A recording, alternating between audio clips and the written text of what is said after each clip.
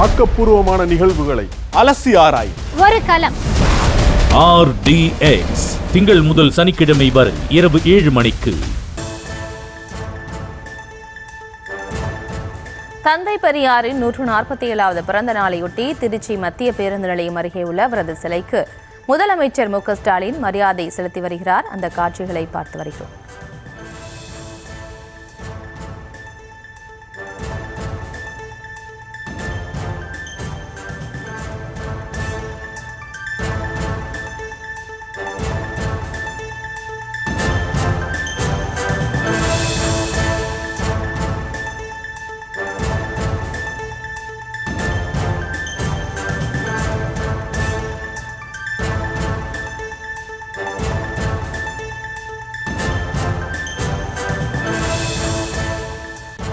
தந்தை பெரியாரின் 147வது பிறந்த நாள் விழா இன்று கொண்டாடப்படக்கூடிய நிலையில் அவரது சிலைக்கு முதலமைச்சர் மு.க.ஸ்டாலின் மரியாதை செலுத்தி வருகிறார். அந்த காட்சிகளை பார்த்து வருகிறோம். மேலும் அவர்களோடு இணைகிறார் எமது செய்தியாளர் கதிரவன்.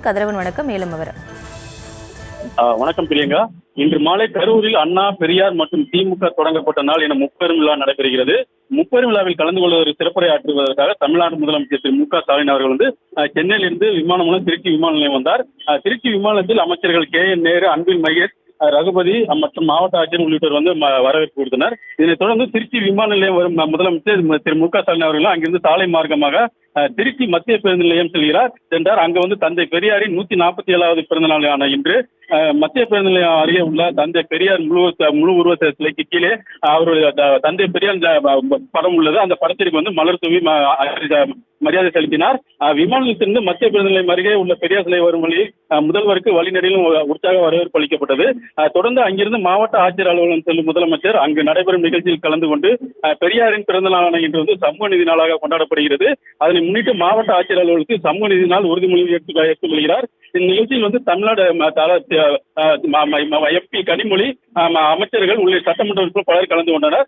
பின்னர் சாலை மார்க்கமாக புறப்பட்டு கரூர் சென்று இன்று மாலை கரூரில் நடைபெறும் திமுக முப்பெரும் விழாவில் கலந்து கொண்டு சிறப்புரை ஆற்றிய பின் தமிழகத்தில் உள்ள 4 மண்டலங்களில் கட்சிக்குழுவில் சிறப்பாக செயல்பட்டு வருவதற்கு விருதுகள் மற்றும் பரிசுகள் வழங்க உள்ளார். குறிப்பாக கரூரில் 50 ஏக்கர் பரப்பளவில் விழா ஏற்பாடுகள் செய்யப்பட்டு இருப்பதுடன் பிரம்மாண்ட மேடையும் அமைக்கப்பட்டுள்ளது. முப்பெரும் விழா நடைபெறும் நுழைவாயில் முன்பு கோட்டை போல் அமைக்கப்பட்டுள்ளது. 1 லட்சத்திற்கும் மேலான இருக்கைகள் போடப்பட்டுள்ளன. முதலமைச்சர் திருச்சி வருகையொட்டி திருச்சி மாவட்ட சார்பாக பல்வேறு சிறப்பு ஏற்பாடுகள் செய்யப்பட்டுள்ளன.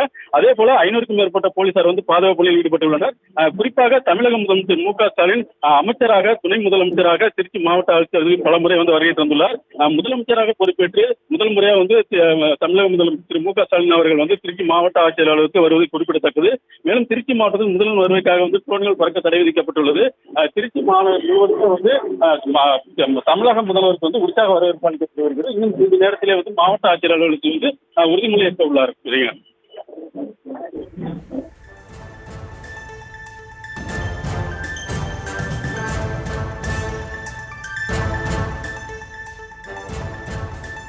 விவரங்களுக்கு நன்றி கதிரவன்.